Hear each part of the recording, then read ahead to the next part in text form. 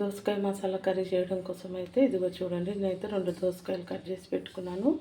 అలాగే టమాటా, పచ్చిమిర్చి తీసుకున్నాను, ఉల్లిగడ్డ కట్ చేసి పెట్టుకున్నాను. ఇప్పుడు కర్రీ ఎలా చేయాలో చూపిస్తాను.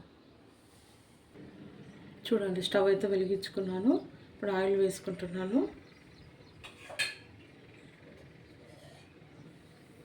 ఒక 2 పావుల వరకు అయితే ఆయిల్ వేసుకుంటున్నాను.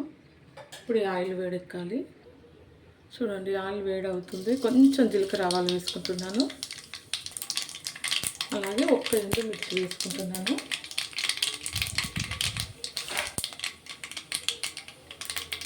ఇప్పుడు ఇందులో కట్ చేసుకున్న ఉల్లిగడ్డల ముక్కలు వేసుకుంటాను.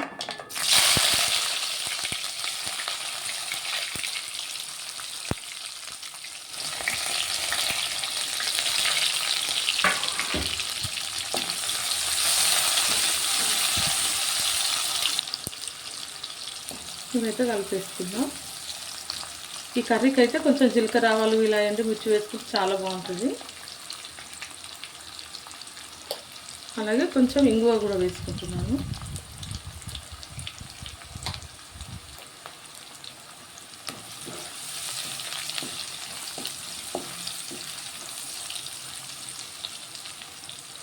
ఇప్పుడు ఇందులో కట్ చేసి పెట్టుకున్న ఈ దోసకాయ ముక్కలు కూడా వేసుకుంటాను.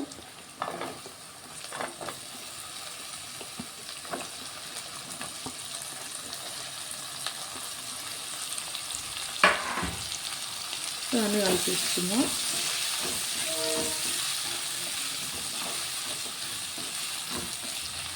కొంచెం సాల్ట్ వేసుకుంటాను.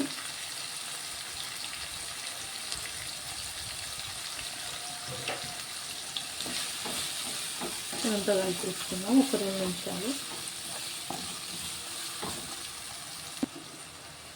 ఇప్పుడు మళ్ళీ ఒకసారి కలిపేసుకుందామండి.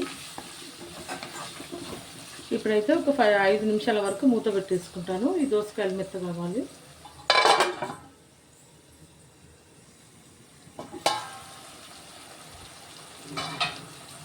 ఇప్పుడు ఇందులో అయితే కొంచెం అల్లం వెల్లుల్లి పేస్ట్ వేసుకుంటాను.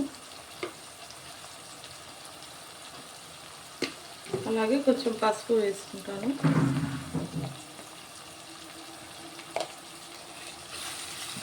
ఇదంతా ఒకసారి కలిపేసుకున్నాను.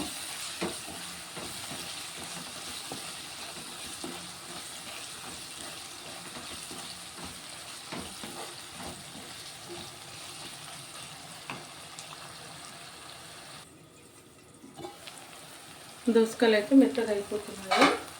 ఇప్పుడు ఇందులోకి అయితే టమాటాలు, పచ్చిమిర్చి వేసుకుంటున్నాను.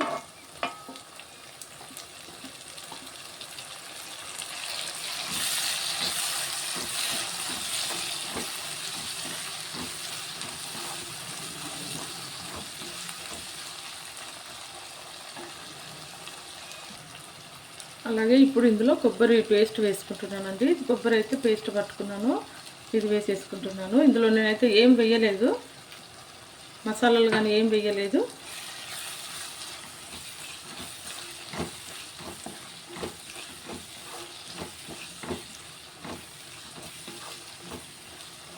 ఇప్పుడు ఇందులో సరిపడా కారం వేసుకుంటాను. ఇదిగోండి, 1 స్పూన్ అయితే కారం వేసుకుంటున్నాను.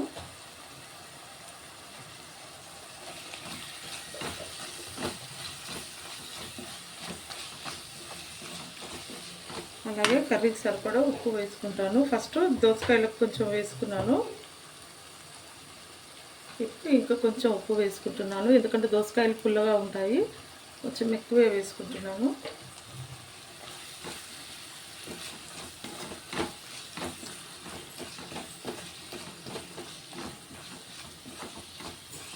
ఇలాగే చక్కగా ఇలా గట్టిగా ఉండాలి కర్రీ, ఇట్లా ముద్ద ముద్దగా అనుకుంటే ఇలాగే కొత్తిమీర చల్లుకొని స్టవ్ ఆఫ్ చేసుకోవచ్చండి.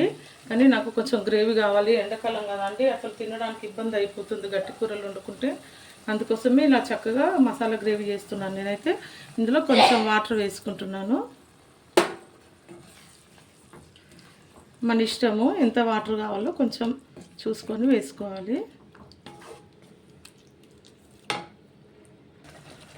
చూడండి, నేనైతే ఇంకొక కప్పు పోసుకుంటున్నాను వాటరు. ఎందుకంటే కొబ్బరి పేస్ట్ వేసుకున్నాం కదా, వాటర్ అంతా లాగేస్తుంది, ఇది దగ్గరికి అయిపోతుందండి చిక్కగా. ఇంత వాటర్ అయితే వేసుకున్నాను. ఇప్పుడు ఇది ఒక 5 నిమిషాలు మూత పెట్టేసుకుందాము.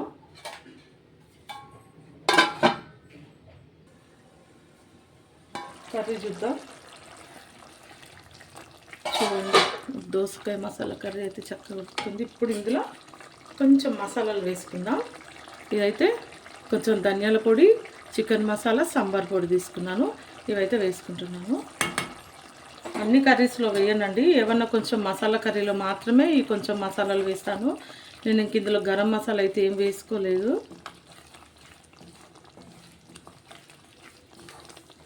ఇలా వేసుకుంటే బాగుంటుంది ఇలా గ్రేవీ కర్రీలోకి. అలాగే కొంచెం కొత్తిమీర వేసుకుందాం. ఇలా చూడండి, కొత్తిమీర వేసుకున్నాము. ఇది కలిపేసుకొని ఒక 2 నిమిషాలు అలా పెట్టేస్తాను. చూడండి, మా దోసకాయ మసాలా కర్రీ అయితే అయిపోయింది. నేనైతే స్టవ్ ఆఫ్ చేసుకుంటున్నాను. ఇప్పుడు ఇదైతే నేను ఒక బౌల్లోకి తీసుకొని చూపిస్తాను. ఇదిగో చూడండి, మా ఎమ్మి దోసకాయ మసాలా కర్రీ అండి. ఈ కర్రీ వీడియో మీకు నచ్చినట్లయితే లైక్, షేర్, సబ్స్క్రైబ్. ఓకే అండి, బాయ్.